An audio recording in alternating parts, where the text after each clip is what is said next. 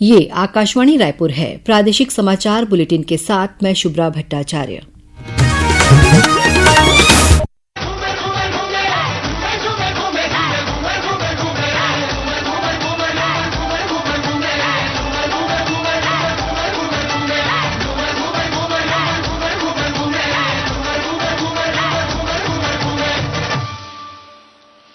और मेरा भी सिर चकरा रहा है, पता है, इतना घूम लिया मैंने और इतने सारे मैसेजेस आ गए हैं, मेरे को लग भी नहीं रहा मैं ले पाऊंगी। आई एम वेरी सॉरी अगर मैं नहीं ले पाई तो। चलो मैं जल्दी अपील की। रायपुर दक्षिण विधानसभा उपचुनाव के लिए नामांकन दाखिल करने का कल अंतिम दिन। आज तक 24 उम्मीदवारों ने दाखिल किए नामांकन। और चक्रवाती तूफान दाना के असर से छत्तीसगढ़ के कुछ जिलों में कल हो सकती है हल्की से मध्यम वर्षा। अब समाचार विस्तार से। राष्ट्रपति द्रौपदी मुर्मू का कल 25 अक्टूबर को 2 दिवसीय प्रवास पर रायपुर आगमन होगा। निर्धारित कार्यक्रम के अनुसार राष्ट्रपति कल सुबह 11 बजे रायपुर पहुंचेंगी। इसके बाद वे एम्स रायपुर के द्वितीय दीक्षांत समारोह में शामिल होंगी। दोपहर बाद वे एनआईटी रायपुर के 14वें दीक्षांत समारोह में शामिल होंगी। शाम को राष्ट्रपति नवा रायपुर स्थित पुरखौती मुक्तांगन में आदिवासी जनों से मुलाकात करेंगी।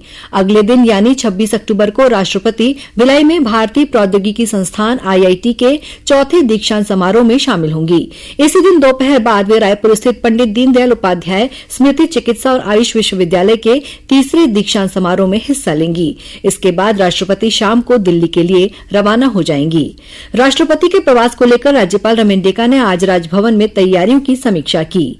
इस बीच आईआईटी भिलाई के डायरेक्टर प्रोफेसर राजीव प्रकाश ने आज भिलाई में आयोजित एक पत्रकार वार्ता में बताया कि 26 अक्टूबर को होने वाले दीक्षांत समारोह में उत्कृष्ट प्रदर्शन करने वाले विद्यार्थियों को पदक, वहीं करीब 400 विद्यार्थियों को उपाधि प्रदान की जाएगी।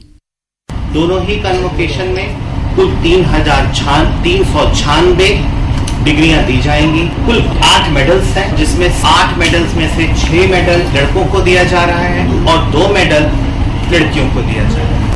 मुख्यमंत्री विष्णुदेव साय की अध्यक्षता में आज रायपुर स्थित उनके निवास कार्यालय में छत्तीसगढ़ खनिज विकास निधि सलाहकार समिति की 20वीं बैठक संपन्न हुई। बैठक में विभिन्न खनिज परियोजनाओं और अधोसंरचना के लिए राशि स्वीकृत की गई। इस दौरान छत्तीसगढ़ रेलवे कॉर्पोरेशन को डोंगरगढ़ कबीरधाम मुंगेली कटघोरा रेल मार्ग के लिए भू अर्जन और प्रारंभिक निर्माण कार्य के लिए 300 करोड़ रुपए की राशि दिए जाने की स्वीकृति प्रदान की गई। वहीं संचालनालय भौमिकी और खनिकर्म के खनिज अन्वेषण, खनिज ब्लॉक नीलामी तथा खानों के आईटी आधारित नियमन के लिए 83 करोड़ रुपए की स्वीकृति भी दी गई। बैठक में खनन क्षेत्र में सुधार के लिए विशेषज्ञ संस्थाओं की सेवाएं लेने 20 करोड़ रुपए की अतिरिक्त राशि दिए जाने का निर्णय लिया गया। मुख्यमंत्री विष्णुदेव साय ने 1 नवंबर को राज्योत्सव के अवसर पर प्रदेशवासियों से अपने घरों में दीप प्रज्वलित करने की अपील की। मुख्यमंत्री ने कहा कि राज्य के सभी शहरों और गांवों में लोग 1 नवंबर की शाम अपने अपने घरों में दीप जलाएं। राज्योत्सव के अवसर पर नवा रायपुर अटल नगर में 10,000 दीप प्रज्वलित किए जाएंगे। नवा रायपुर स्थित राज्योत्सव स्थल पर 4 से 6 नवंबर तक राज्योत्सव का आयोजन किया जाएगा। मुख्यमंत्री ने आज इसकी तैयारियों की समीक्षा की। प्रधानमंत्री नरेंद्र मोदी रविवार 27 अक्टूबर को आकाशवाणी पर मन की बात कार्यक्रम में देश विदेश के लोगों के साथ अपने विचार साझा करेंगे। ये मासिक रेडियो कार्यक्रम की 115वीं कड़ी होगी। श्रोता इस कार्यक्रम से संबंधित अपने सुझाव टोल फ्री नंबर 1800117800 पर भेज सकते हैं। माय जीओवी नमो ऐप पर भी सुझाव भेजे जा सकते हैं। ये सुझाव कल 25 अक्टूबर तक भेजे जा सकते हैं। कार्यक्रम का प्रसारण आकाशवाणी और दूरदर्शन के सभी नेटवर्क पर किया जाएगा। राज्य सरकार ने संपत्ति संबंधी धोखाधड़ी रोकने और रजिस्ट्री प्रक्रिया को और अधिक पारदर्शी बनाने के लिए सुगम ऐप लॉन्च किया है। सुगम ऐप लागू किए जाने के बाद से प्रदेश में अब तक 1200 से अधिक रजिस्ट्री हो चुकी हैं। वित्त मंत्री ओपी चौधरी ने कहा है कि राज्य सरकार रजिस्ट्री कार्य में टेक्नोलॉजिकल अनुप्रयोग और प्रक्रियागत सुधार की दिशा में प्रतिबद्धता के साथ कार्य कर रही है। सुगम ऐप के माध्यम से सरकार को राजस्व नुकसान पहुंचाने की घटनाओं को नियंत्रित किया जा सकेगा। खबरों का सिलसिला जारी रहेगा। अभी वक्त है एक छोटे से विराम का।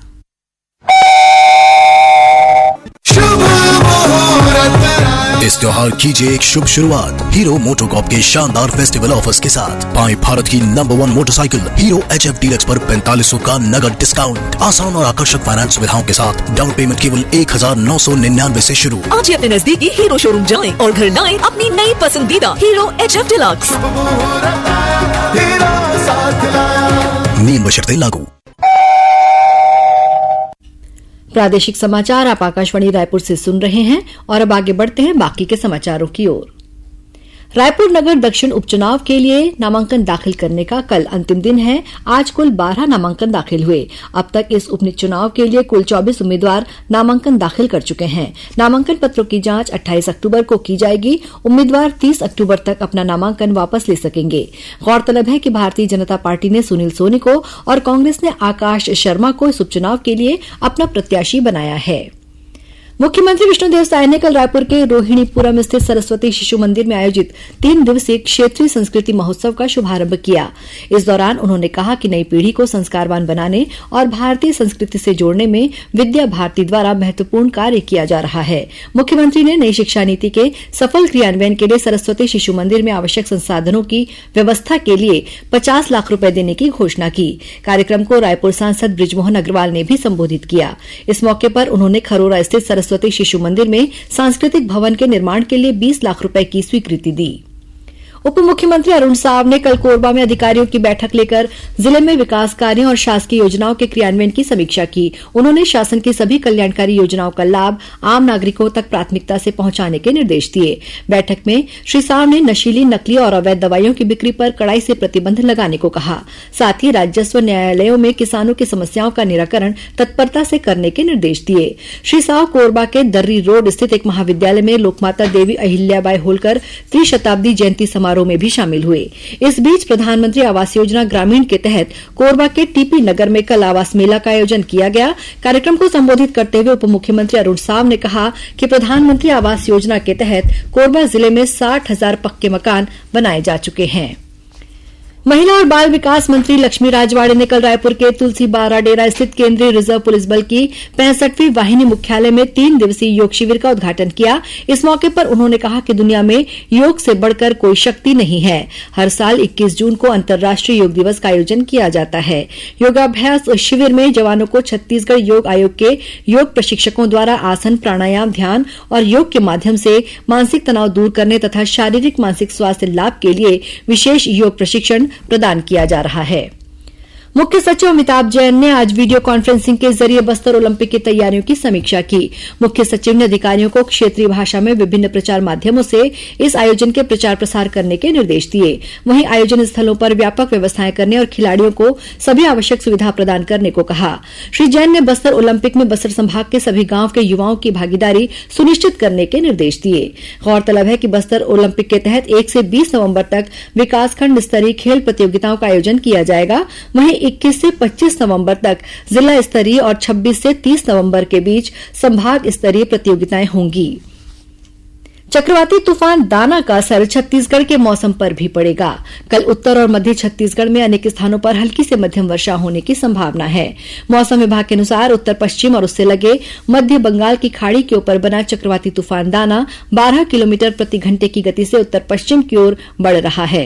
इसके कल सुबह तक पुरी और सागर द्वीप के बीच उत्तर ओडिशा और पश्चिम बंगाल के तट से टकराने की आशंका है। इस दौरान हवा की अधिकतम गति 110 किलोमीटर प्रति घंटे रहने की संभावना है। चक्रवाती तूफान दाना का असर छत्तीसगढ़ से होकर गुजरने वाली ट्रेनों पर भी पड़ेगा। इस तूफान के कारण कई ट्रेनों को रद्द कर दिया गया है। और अब कुछ समाचार संक्षेप में। छत्तीसगढ़ भू संपदा विनियामक प्राधिकरण रेरा द्वारा अधिनियम के प्रावधानों के पालन में चूक करने वाले 412 बिल्डर्स को नोटिस जारी किया गया है। राज्य शासन ने सूरजपुर जिले की शिवनंदनपुर ग्राम पंचायत को नगर पंचायत बनाने की अधिसूचना जारी कर दी है। रायपुर में आज से राष्ट्रीय गोल्फ चैंपियनशिप शुरू हो गई। इसमें 20 राज्यों की टीमें हिस्सा ले रही हैं। कोरबा में आयोजित शालेय क्रीड़ा प्रतियोगिता आज संपन्न हो गई। इस प्रतियोगिता में बिलासपुर संभाग ने प्रथम, सरगुजा ने द्वितीय और बस्तर संभाग ने तीसरा स्थान प्राप्त किया है। और गौरेला पेंड्रा मरवाही में आयोजित राज्य स्तरीय शालेय क्रीड़ा प्रतियोगिता में नारायणपुर स्थित रामकृष्ण मिशन विवेकानंद विद्यापीठ के 12 बच्चों ने 5 स्वर्ण के साथ 15 पदक जीते हैं। अंत में मुख्य समाचार एक बार फिर। राष्ट्रपति द्रौपदी मुर्मू 2 दिवसीय प्रवास पर कल रायपुर पहुंचेंगी। एम्स और आईआईटी सहित 4 उच्च शैक्षणिक संस्थानों के दीक्षांत समारोह में शामिल होंगी। मुख्यमंत्री विष्णुदेव साय ने 1 नवंबर को राज्योत्सव के अवसर पर प्रदेशवासियों से अपने घरों में दीप प्रज्वलित करने की अपील की। रायपुर दक्षिण विधानसभा उपचुनाव के लिए नामांकन दाखिल करने का कल अंतिम दिन। आज तक 24 उम्मीदवारों ने दाखिल किए नामांकन। और चक्रवाती तूफान दाना के असर से छत्तीसगढ़ के कुछ जिलों में कल हो सकती है हल्की से मध्यम वर्षा। इसी के साथ प्रादेशिक समाचार बुलेटिन समाप्त हुआ। नमस्कार।